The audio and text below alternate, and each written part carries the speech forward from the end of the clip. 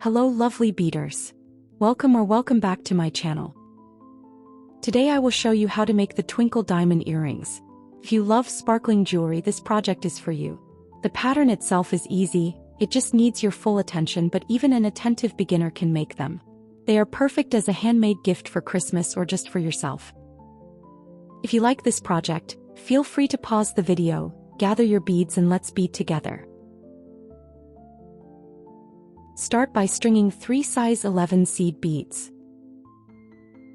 Pull the beads down on your thread and tie a double knot to make a circle with the beads. This circle will be your starting circle. Step out from the first bead.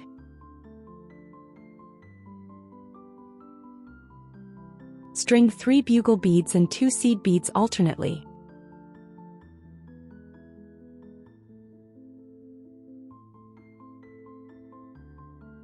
Go back through the first seed bead to form a circle.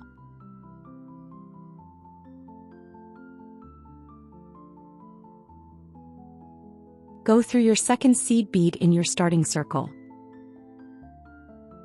You need to string 2 bugle beads and 2 seed beads alternately. The third bugle bead is already in place from the previous circle.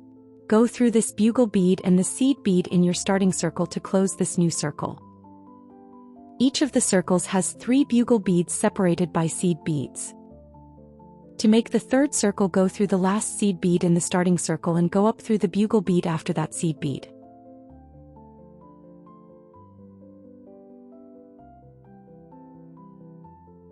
For this last circle, you only need 1 bugle bead with 1 seed bead on each side.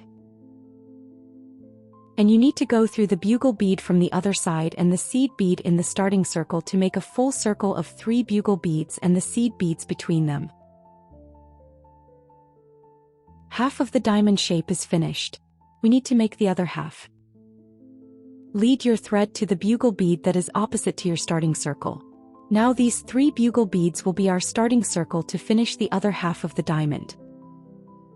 This diamond shape is made of triangles. The bugle beads are the sides and the seed beads are the corners. We can share the bugle beads between triangles but not the seed beads. In the middle of the diamond we will have circles of 4 seed beads, because here 4 bugle beads will meet at each corner. The first circle of this half of the diamond needs 3 seed beads and 2 bugle beads strung alternately. Go back through the bugle bead to finish the circle. To start the second circle, the simplest way is to go up through the first bugle bead of the first circle. This way you can avoid making new thread paths. For the second circle you have 2 bugle beads in place, so you will need only 1 bugle bead and a seed bead before and after it. Go through the second bugle bead in the starting circle. And to finish this circle you need a seed bead for your last corner.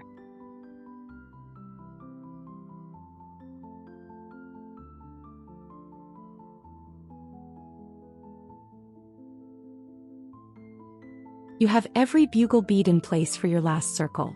You only need the seed beads for the corners. So string a seed bead between every bugle bead in this circle. Right now it might look a bit shapeless and it doesn't really hold its form, but don't worry. We are about to make the circles stronger, and after we add the decoration, it should become quite stable.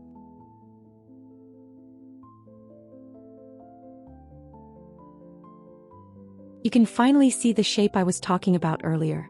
All our bugle bead triangles are finished, and the middle of the diamond has circles of 4 seed beads while the ends has circles of 3 seed beads. We just need to reinforce the seed bead circles so the diamond holds its shape better before we start adding the bicone decoration. Go through the seed bead circles to pull them tight. Then go through the bugle bead to reach the next seed bead circle. You need to reinforce every seed bead circle except for the starting circle. My mind always wanders during these simple parts. While I was beading this part, I was thinking about making this shape with smaller bugle beads and bicones. I wonder if it would look just as beautiful in a smaller size.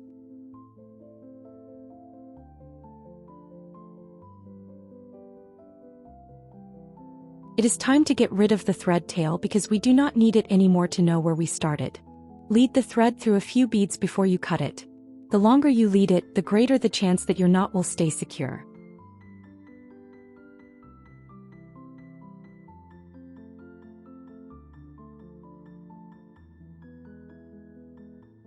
Let's start the bicone decoration. Exit from a seed bead. The seed bead at any corner is fine. String 1 bicone, 1 seed bead and 1 bicone. Go through the seed bead at the next corner.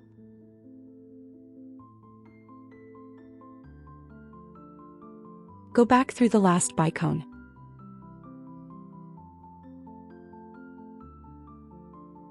String a seed bead and a bicone. Go through the seed bead at the last corner of this triangle. And back through the bicone. String 1 seed bead and go through the bicone of the first unit. Finally, go through the seed bead where you started the decoration. The first decoration is finished. If you are not a tight beader, you might want to go through the 3 seed beads in the middle just to secure them.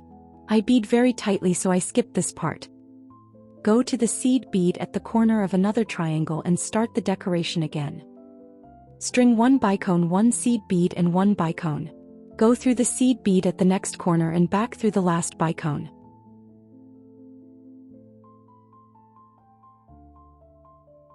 String a seed bead and a bicone, then go through the seed bead at the last corner.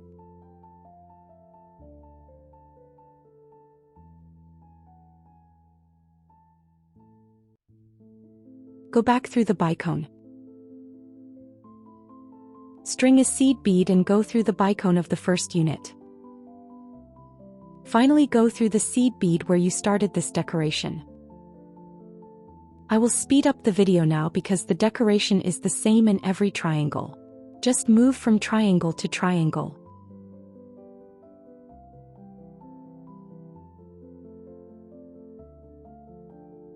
I have finished one side of the decoration for the diamond shape, and I slowed down the video because there is an important step before we make the other side. We need to put in a headpin to hang the earring from later. If we do not put it in now, we will not be able to reach the starting circle later when the decoration is in place, and it will be very hard to insert the pin. But first I need to lead the thread to the other side. The headpin will get in the way later anyway, so at least now I can lead the thread freely without getting stuck.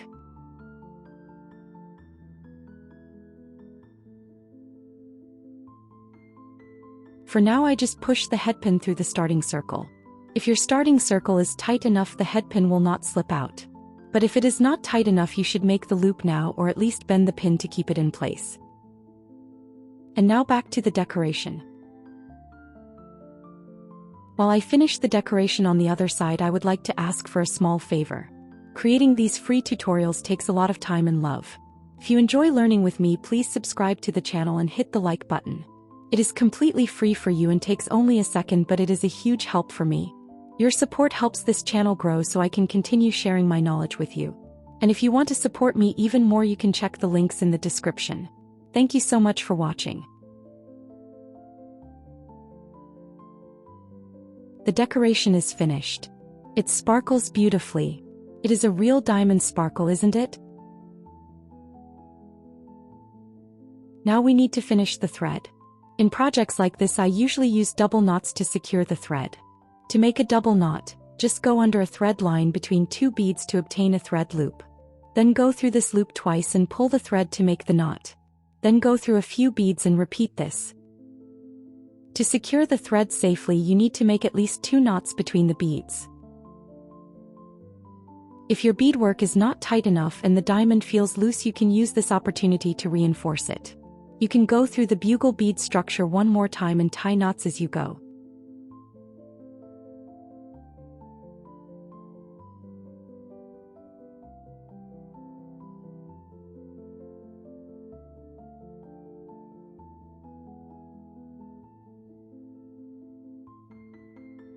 In this project, I made 3 double knots before I cut my thread. Now you just need to decorate the headpin according to your taste, or you can even leave it empty. The choice is yours. I wanted to add a little extra sparkle to the pin, so I put a bicone and a seed bead on it before making the loop. But please be careful, because if you decorate it like this, the bicone might break if you are not gentle while making the loop. So first I bent the headpin just above the bead to create an angle. This way the tension was on this corner. When I made the loop, my pliers rested on this angle instead of pressing down on the bicone. This protected the crystal and mine did not break.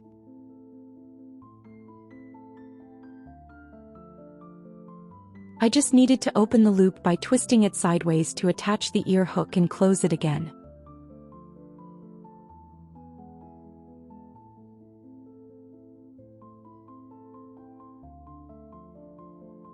I made the second earring too, so now I am finished. Did you manage to make yours? I hope you enjoyed this project. If you liked it, please leave a heart in the comments. And that's the end of today's video. If you watched it and liked it, don't forget to subscribe if you haven't already. Thank you for spending time with me. See you next week.